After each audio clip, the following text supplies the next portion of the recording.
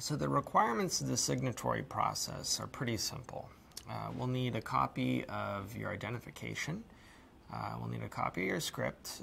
If you don't have a script, a treatment, or an outline, often new media productions, they're just sketches at a certain point and people want to immediately go in production. We get that. We'll need the top sheet of your budget. And we'll need your, if you're a business entity wanting to sign as a business entity, like an LLC or a corporation or something like that, we'll need the formation papers, a copy of those, from whichever Secretary of State in whichever state you form that company under. We'll also need a cast list, which is the list of the performance of the roles to be cast, and then the actors who at that point of your application you have cast up to that point. If you haven't cast anybody, that's okay. We just need the roles to be cast. If you've cast one person, just send over that one person. Don't wait until you've cast everyone to apply. Apply as soon as you can. Once you become signatory, during the production process, we're going to have you fill out an employment or engagement contract with every one of your performers. We'll provide that for you. You'll fill out timesheets, which are pretty simple under the new media agreement, just basically when people check in, when they check out, when you take lunch breaks. A final cast list, which is basically a summary of all the days and hours everyone worked. And if you have any Taft-Hartleys or anything like that, you'll want to send that in as well. You'll want to also send in a pension and health contribution form. Now, payment under the new media agreement is entirely negotiated. And what that means is that there is no scale. So whatever amount the performer agrees to work for, you'll add 16.5%. That's the P&H rate for new media productions. You add 16.5% to whatever amount you paid them, and you'll pay that to pension health. So, for example, many performers agree to work for $100 a day. You'd add an additional $16.50 on top of that you'd pay to pension health, and we provide a pension health contribution form. You'll fill out that form for the entire cast, and you'll mail the accompanied check for the entire cast and that form to pension and health. That's something that's really important to get done. Now, when you shoot, there are some working conditions that you're going to need to abide by per the terms of the contract. One is sanitary provisions, okay? So when you're shooting, you want to make sure that there's fresh water for everyone to drink. Just the basics. You don't want your performer sitting on a curb in the sun. Everybody needs to have a chair. There needs to be facilities to use the restroom. There needs to be a dressing room. There needs to be a safe place for people to keep their belongings. Make sure that you have just those basics. A bit of advice to the novice producer. If you don't have those basics, you're sending the wrong signal to your cast. And oftentimes you have a small budget. So people are working for very little money. If you have a long shoot and people show up the first day and some of these basics aren't there, you might not get them the next day. They might not give you the performance that you want. They might not sign on to do, say, the second season of your web series. Food is not a requirement per the contract terms, but you probably should feed your cast as well, especially if they're working for very little money. Once again, happy performers give better performances. So that's something that you're probably going to want to take care of and prioritize. We have nudity provisions in our agreement. So there's the requirement of a nudity writer, and you need to give notice to a performer before you cast them that the role entails nudity, and they'll need to review that. And there's some rules that your business rep at the union can talk to you about if that's indeed going on in your script. Employment of minor provisions is not in the new media agreement, but if you are hiring a minor, you'll want to follow whichever state's employment of minor rules applies.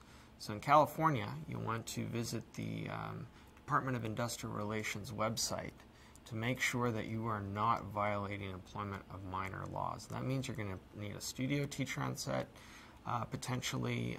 There's turnaround requirements, when you can, how many hours you can work a minor each day, how much rest they need to have before they work again, these sorts of things. The last thing you want to have happen is to have an official from the state on your set charging you with violating these laws. These are crimes. You want to be careful that you're not in violation of these laws, even if they aren't in the SAG-AFTRA agreement, and even if you are not a union production, these laws still apply. So just word to the wise. And in that regard, keep in mind as well that you are entering into an employer-employee relationship, irrespective of whether or not your production signs with SAG-AFTRA. And that means that minimum wage laws apply. So you're going to want to at least be paying minimum wage to your performers and the other people who are working for you on your set, or you can be in violation of those laws as well. Now, after the production, and there's many other wages and working conditions that are in the agreement. You'll want to pay people on time within a week of their employment, or you can be penalized for that. And you'll want to make sure that the production, if it's done under a new media agreement, goes to new media first. If your production does not go to new media first, the new media agreement says that you, the producer, do not have a right to exploit the performances in your production until you've signed the appropriate agreement to cover that work with SAG-AFTRA.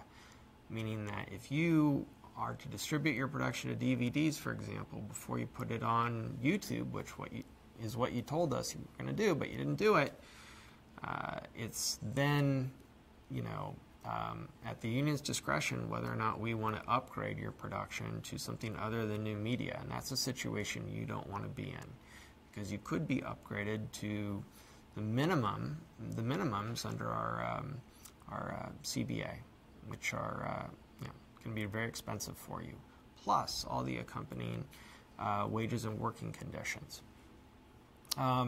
Oftentimes, producers ask me whether overtime rules also apply in the new media agreement, and they don't. Overtime is negotiated, but once again, state law steps in here. So you'll want to review with your legal counsel or your teacher, or look to the state website what overtime rules apply to employees in whichever state you're working in. Oftentimes it's time and a half after 10 hours if it's a professional performer. I believe in California there's a wage order for the motion picture industry that applies here. You want to take a look at that. Let's see. So after production, you will want to make sure, once again, that your production goes to new media first. And you'll want to assess whether or not residuals apply to you. Now, in the new media agreement, residuals apply if the production stays in new media under really one scenario. And it's a very rare case where residuals apply. And from time to time, though, with more money coming into this space, we are getting new media residuals. The rule is threefold. Is the production $25,000 or more per minute? Okay, most of the people watching this video, their production is not going to be $25,000 or more per minute. But if it is, then you want to ask, is it going to a consumer paid platform? Are you putting it on Amazon Prime, for example, or Netflix? There's subscribers there, or Hulu Plus. That's a consumer paid platform.